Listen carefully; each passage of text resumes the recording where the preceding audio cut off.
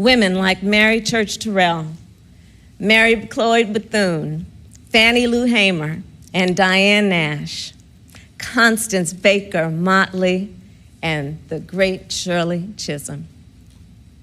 We're not often taught their stories, but as Americans, we all stand on their shoulders.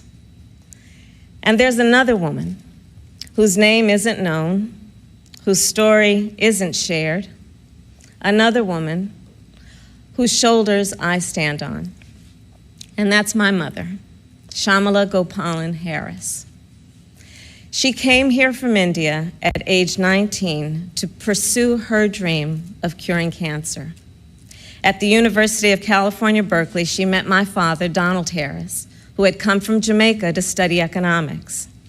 They fell in love in that most American way while marching together for justice in the civil rights movement of the 1960s.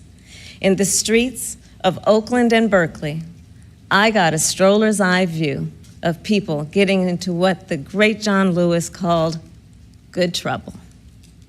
When I was 5, my parents split, and my mother raised us mostly on her own.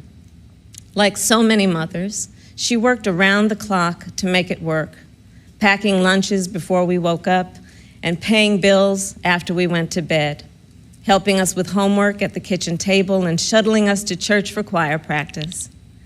She made it look easy, though it never was. My mother instilled in my sister Maya and me the values that would chart the course of our lives. She raised us to be proud, strong Black women, and she raised us to know and be proud of our Indian heritage.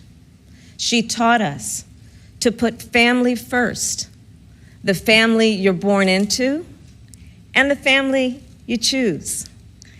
Family is my husband, Doug, who I met on a blind date set up by my best friend.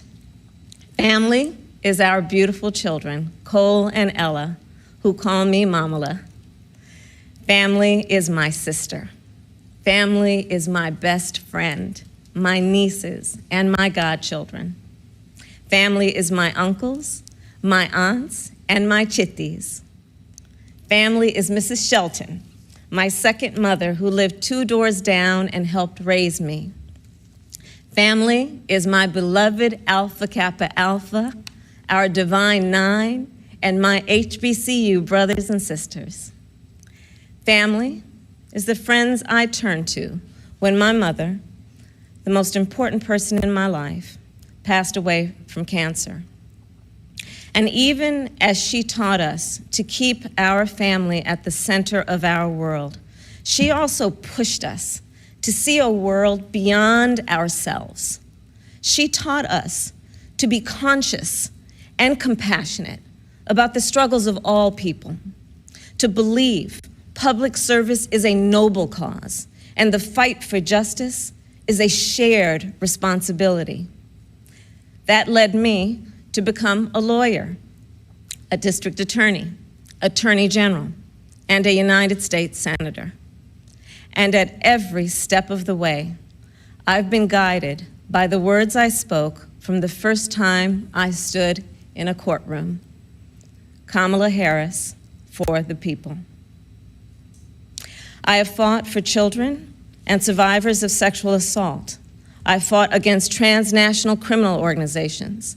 I took on the biggest banks and helped take down one of the biggest for-profit colleges. I know a predator when I see one. My mother taught me that service to others gives life purpose and meaning.